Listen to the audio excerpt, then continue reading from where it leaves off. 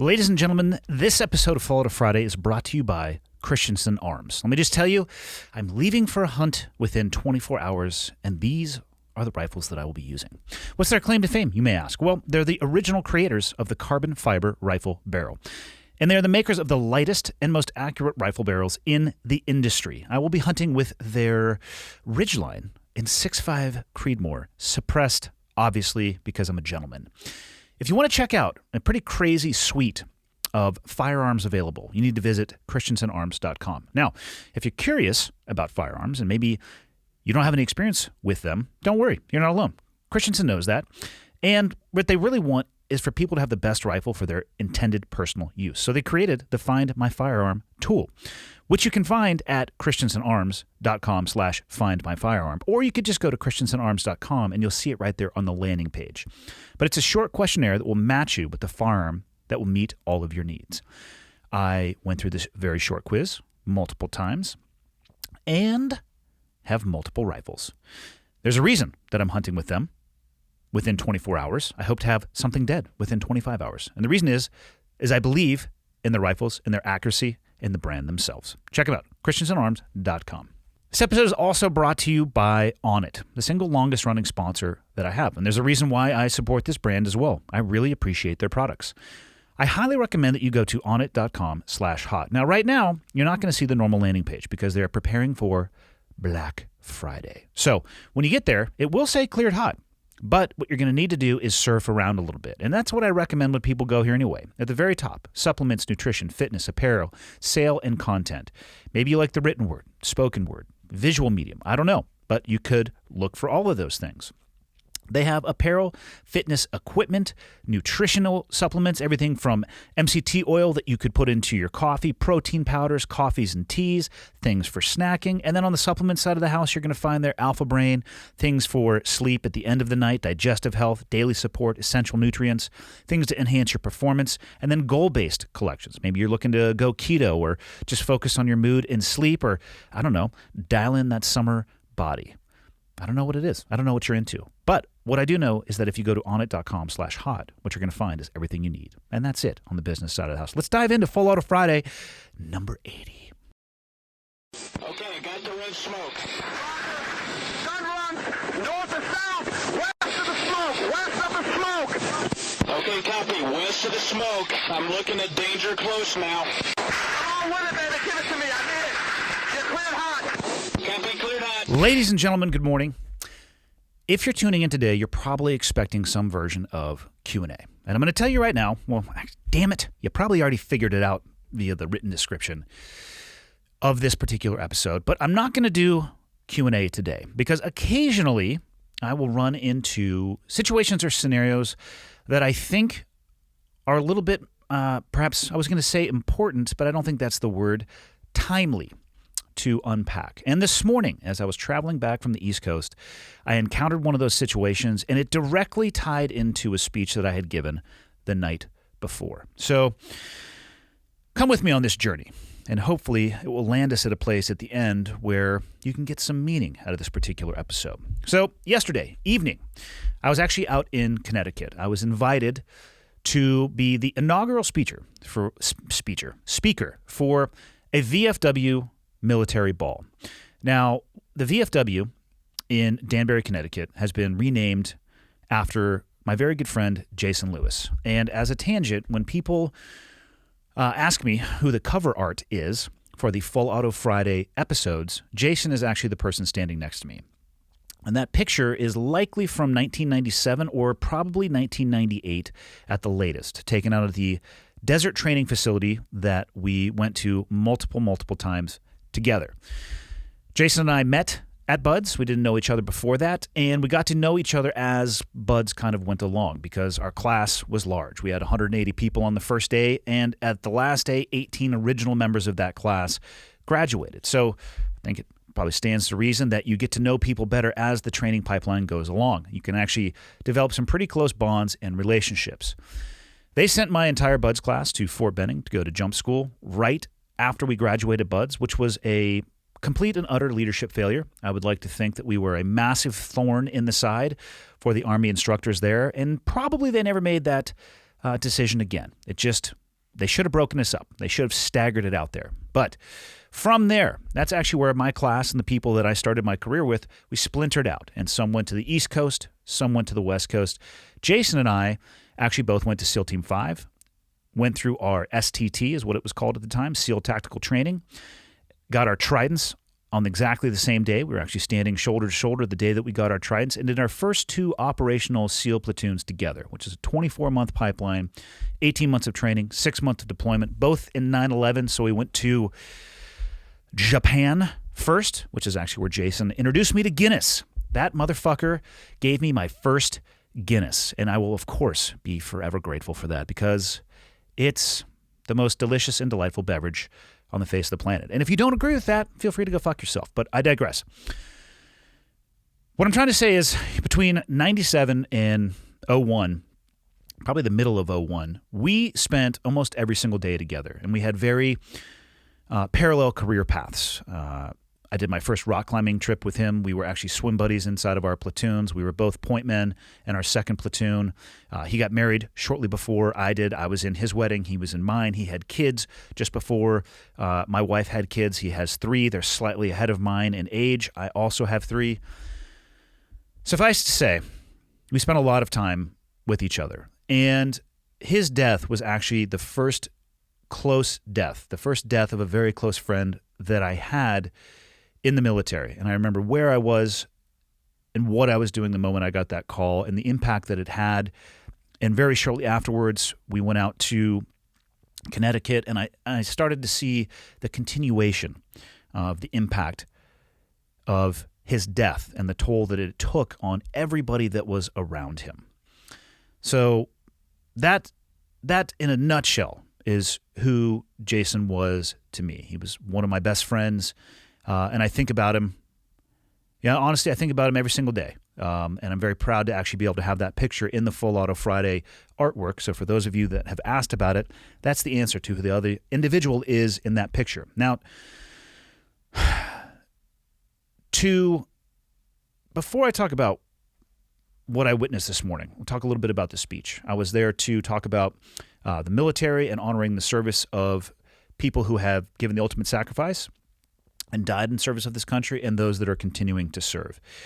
And, one of the best ways for me to highlight service and what it means to me is through an answer that I gave to a question I was asked very recently at a speech. And the question was at the very tail end of a speech, and somebody raised their hand in the back, and they said to me, "What am I the most grateful for in my time in military service, and what am I most grateful for from my time post-service?" And the very short answer to that, and I explained this yesterday at the speech, so if you're listening to this and you were at the speech, I apologize. It's going to be slightly repetitive, and by that I mean extremely repetitive. The short answer to that question is, the thing I'm the most grateful for my time in service is the context that I gained via the experiences that I had. But it's a lot broader than that. And I took the time to break it down further into some subcategories, and I think they're worth talking about. It'll at least give the listeners or viewers, depending on how you consume this, some insight into why I feel the way I do about the world and where it comes from. I am eternally grateful for the opportunity to have served in the military. It's a very unique thing to be issued the American flag. Now, I'm glad that everybody has the opportunity to buy one of those flags, whether it be in hat form, shirt, patch, fill in the blank. And I hope that people do. I hope that people are very patriotic and proud of the flag and what this country, the ideals of what it stands for.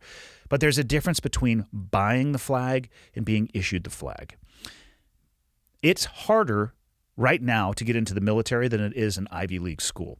I don't actually have any studies to support that, but in talking to people about that process, there's physical requirements. There are aptitude requirements. It's becoming very competitive. And your odds or the rate of people entering into the military, the application success is actually lower than those getting into an Ivy League, or I shouldn't say Ivy League because I'm not positive. Let's just call it a 4-year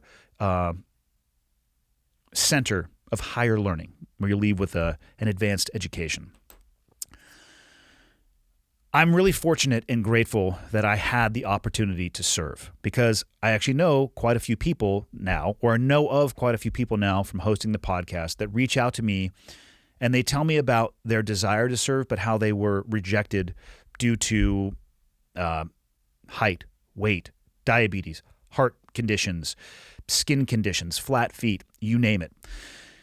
And I didn't realize how lucky I was that I was actually able and given the opportunity to pursue the dream that I had as a very, very young man. I won't even call myself a young man, because I knew I wanted to be a SEAL since I was 11. I was a kid. I didn't realize how lucky I was. And I will always be eternally grateful for that opportunity. Another thing I'm grateful for is the appreciation that I have developed for trust and integrity. I served in a community of individuals that you would watch from a physical perspective them turn their head to the left and right and ensure that the person to their left and right was ready to move before they did, was in a better position than they were in, that they were supporting those people to the left and right. And it's really hard to describe the level of capacity and capability you can develop once you have that level of teamwork and appreciation for the person to your left and right. I think it's devoid in a lot of people who don't get the opportunity to serve. It's not devoid in people, it's devoid in organizations, because this is something that can be taught, but it begins with leadership. As the solution to most problems is going to be rooted in leadership, it's just not often focused on. But once you have experienced that, it is so incredibly hard to forget. I'm grateful for my exposure to the love that the people that I served with had for each other. There's no other word that describes it than that. A deep love for one another.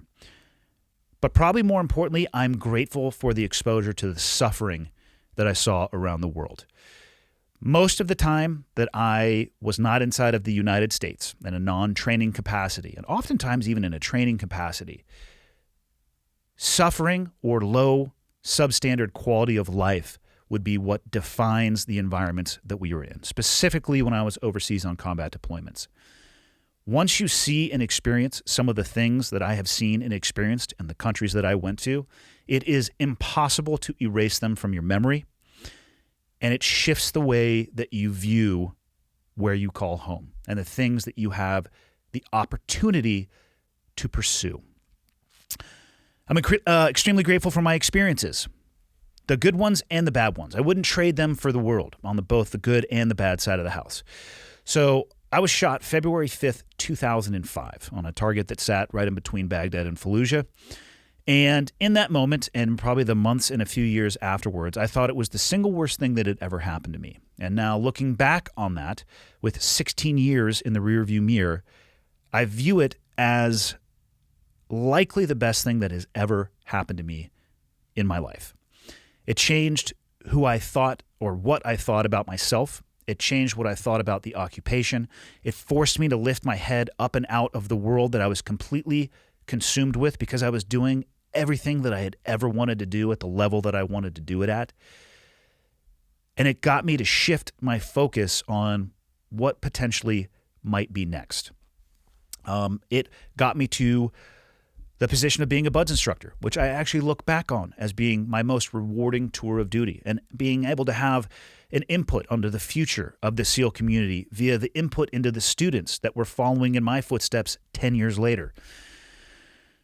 I wouldn't be sitting here today if I hadn't been shot. I wouldn't have met the people that I have met. I probably wouldn't be living in Montana. I wouldn't have a podcast. And if I had continued to grind it out, there's absolutely no guarantee that I actually would still be alive. I don't say that morbidly, but it's something that has to be considered as well.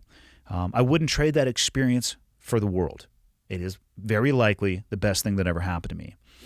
And I'll end with the thing that I'm probably the most grateful for, or at least the most grateful for, because the opportunity one is definitely very high, or were the examples. And by that I mean the examples of selflessness that I still to this day struggle to describe. Individuals who would willingly and intentionally race you to a position that had a higher threat or danger because they wanted to bear the burden before somebody else did. They cared more about their people to their left and right than they did about themselves. They put themselves in danger so that others would not have to. And for my time post-military, what I'm the most grateful for is my opportunity, which is exactly what it is. It's an opportunity and a privilege to try to take the experiences that I have had in my life, which I truly don't consider to be, they're not special. They're certainly unique, but I think all of these lessons could be learned, I think, in other areas at other times. But I think I had the ability to have a very compressed, what would it be? Not a crucible. I don't know if it's an environment or an ecosystem, but where all of these things were present so often that they just left an indelible mark on me.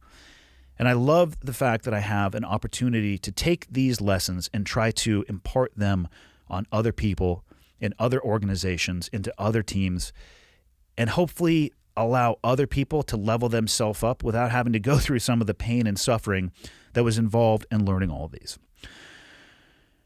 Okay, so where am I going with all this? I opened with, I'm grateful for my experiences because of the context that it gave me. So this morning, I am sitting in a rental car van. It's early in the morning. A lot of people are trying to make 6 a.m. flights, and I'm sitting there. I schedule my time that it's going to take me to get to the rental car returns so you can get on the rental car shuttle that you can get to the airport. Anybody who's ever traveled can know what can only be described the shit show of that, what it can sometimes be. And the bus is full, except for 2 seats. I'm one of the last people to get on. And there is a family in the back, specifically a mother, whose name I'm going to assume was Karen. Very irritated. And the bus driver was getting ready to go. He was actually doing a really good job because she kept asking, how far is it to the terminal? How much more time do we have? How much longer do we have to wait here? And to me, I was sitting there and I immediately recognized somebody that was very emotionally escalated in the situation. And I get it, right? Because you might miss a flight, which maybe I'll talk about that in a little bit, but it's not the end of the world. I actually wish more people would miss flights so they realize it's really only a logistical issue. It's not a life-threatening issue. As we're getting ready to go, a family pulls up with young kids, and we're talking car seats, and they're asking the bus to wait. They're outside. Karen is on the inside. And she makes the choice to say to the bus driver, we need to leave now. I don't care what that other family needs. We have a 6 o'clock flight. She verbalized that. Nobody said anything. And actually, the bus driver waited, and he let the family come on. And it was 2 very young kids and a husband and a wife. And they were in that phase where they were just trying to get shit happen so they could get on their flight as well, where you see them moving quickly but not efficiently. So they're wasting a little bit of energy and effort because they're moving so quickly to satisfy, the people waiting, that they're actually making, short mistakes along the way that end up taking longer. My point in bringing that up is that I have no doubt whatsoever that the woman who made the comment about how I don't care, I have a flight to catch, we have a flight to catch, was probably in that situation at one point in time in her life as well, because she had 2 semi-adult / young adult children with her, who, by the way, when she made that comment, gave her some substantial and serious side eye. Now, bringing all this up. Why am I bringing all this up? Well, I think it highlights the perfect opportunity to maybe reinforce one of the goals that I would maybe hope that comes from this podcast or talking about things like that. And that is the opportunity that I hope we all take to be better people. That's what I left this morning with. I can understand the headspace that woman was in, and I can understand the headspace of the family that was trying to make it on the bus. And I'm not, both of them are valid, but it highlights for each and every one of us who have probably been in that position. I think that woman realized that, that maybe saying she didn't care about that other family and that we need to go probably wasn't the right thing to say. So that's probably step number 1. Verbalizing it is step number 2. And what I would have said to that woman, if she had continued saying something, which she didn't because I think she realized the error in her ways, is I would have just said, hey, how would you have felt if you were that family asking for another minute or 2 minute worth of time so you could make your flight as well? You've probably been in that situation, and you know damn well how much it would have meant to you if that other family or if that bus would have waited. I've had moments where people have been extremely gracious, and the impact that it has had on me, it felt like at the moment, you're like, oh my God, you just saved the world. And it was just a moment of people being gracious and empathetic, which I think this world needs a little bit more of. We need less people acting like Karens. When you find yourself in those situations, and let me be completely transparent, I've been that Karen. I've made those comments in my life. I'm not perfect in any of these things, but what my experiences have allowed me to do is have a better sounding board for when I feel that way. So the first thing that I do when I start feeling like that is I take a deep breath. Literally, I will take a deep breath, and I remind myself that whatever it is that I am doing, is it a matter of life and death? Guess what? The answer to that question, 99.99% of the time, is no. If the answer to that question is no, just take a moment and chill the fuck out. Be a better version of yourself. When that woman made that comment, her kids, like I said, gave her an immediate set of side eye because they both realized that it was a terrible example to set. And I also suspect if that family had been on the bus or one of those family members had been on the bus, she wouldn't have said shit because she realized it was the wrong thing to say. And again, I'm not trying to shit on this lady. What I'm trying to do is create a picture to tell a story that I know that we have all been in positions like this, and to highlight the fact that you have a choice in how you behave. The worst case situation that would have happened for this family is they would have missed their flight. And before that, how much of this situation could that woman have controlled? The answer to that is actually quite a bit. Because guess what? If you know you have to get onto a rental car shuttle and you're worried about the timelines being compressed, get up earlier and get there earlier. I've always found when it comes to travel, it's better to have excess time than not enough time. Because when we got to that terminal, let me tell you right now, I don't think they made their 6 o'clock flight because there was a very long security line and really long check-in lines for all of the airlines. Having said that, I hope you did make your flight. A portion of me hopes that you made your flight. A portion of me hopes that you didn't. So you learned the lesson that it's actually just logistics. It's not life and death. And the best example that you could have shown was that of empathy and caring more about other people than yourself. A lesson that we can all learn, something that I still strive to be better at. I'm not perfect by any stretch of this imagination. When I closed the speech out, I talked about the best way to honor people who have, given their life in service of this country. And maybe this is slightly non sequitur for this particular situation, because this particular situation, I'm trying to highlight that most things are not an emergency until you make them an emergency. And then you have the ability to make them not an emergency again, because it's not a matter of life and death. And if you can unwind that cycle for yourself, you're going to be a better person. When I closed out the speech, though, it was, how do you honor people who have given everything that they have, who have sacrificed all of their tomorrows so we have a chance to be the best version of ourselves today? The best way I think that you can do that is to actually be somebody that is worth sacrificing for. To live a life that is so full that you wrung every drop out of along the way, that it is worthy of that sacrifice. In my opinion, you don't live that life and drip everything out of it only thinking about yourself. The life best lived, in my opinion, is not only about yourself, but how many people that you can elevate with you. So for everybody that is listening, the next time you're in a situation like that, or you feel like you're losing control, take a breath. Ask yourself, is it a life or death moment? Do I want to make a snarky comment? Or do I want to take a knee, realize that these are likely matters of logistics and that things can be solved? And maybe what I'm going to do is elevate somebody else with me instead of trying to push them down. You would be better for it. We'd be better for it as a society.